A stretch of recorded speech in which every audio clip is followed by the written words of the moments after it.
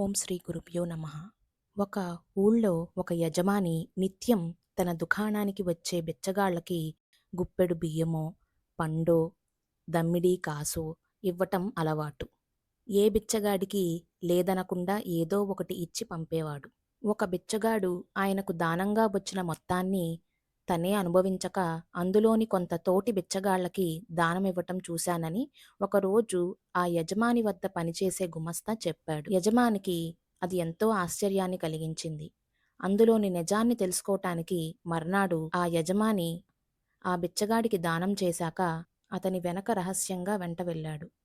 బిచ్చగాడు తనకు దానంగా వచ్చిన బియ్యంలోనుంచి కొంత తోటి బిచ్చగాళ్ళకివ్వటం ఆయన గమనించాడు. అయితే ఆయన అనుమానపడ్డట్టుగా కాకుండా బిచ్చగాడు వాళ్ళకి ఉచితంగానే ఇచ్చాడు. మర్నాడు తన దుకాణానికి వచ్చిన ఆ బిచ్చగాడికి యథావిధిగా ఒక అట్టిపండు దానం చేసి ఇలా అడిగాడు ఆ యజమాని.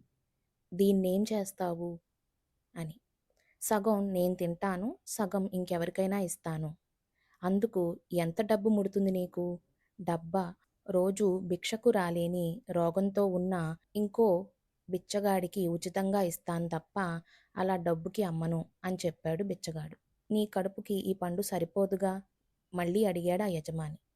నేను అర్ధాకలితో ఉన్నా సరే నాకు లభించిన దాంట్లో నుంచి సగభాగం దానం చెయ్యకుండా ఉండను.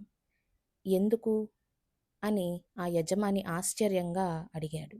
చిన్నగా నవ్వాడు ఆ బిచ్చగాడు. ఓ రోజున నేను ఒక రామభక్తుడింటికి అడుక్కోడానికి వెళ్ళాను. ఆ ఇంటాయన నా కేక విని ఏమేవ్ 3 జన్మల బిచ్చగాడొచ్చాడు, కాస్త ఏదైనా పెట్టి పంపు అని అరవటం విన్నాను.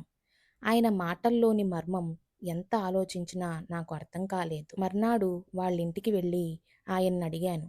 3 జన్మల బిచ్చగాడు అని ఎందుకు పిలిచారు అని. దానికాయన ఇలా అన్నారు. క్రితం జన్మలో నువ్వు బిచ్చగాడివి గనకే ఎవరికీ బిచ్చం పెట్టి పుణ్యం సంపాదించలేదు. కాబట్టి ఈ జన్మలోనూ బిచ్చగాడిగా పుట్టావు. ఈ జన్మలో కూడా క్రితం జన్మలో లాగా ఎటూ నీకు బిచ్చమిచ్చే స్తోమత లేదు. కనుక వచ్చే జన్మలో కూడా నువ్వు బిచ్చగాడిగానే పుడతావు. అందుకే నిన్ను ఆ పేరుతో పిలిచాను అన్నాడు.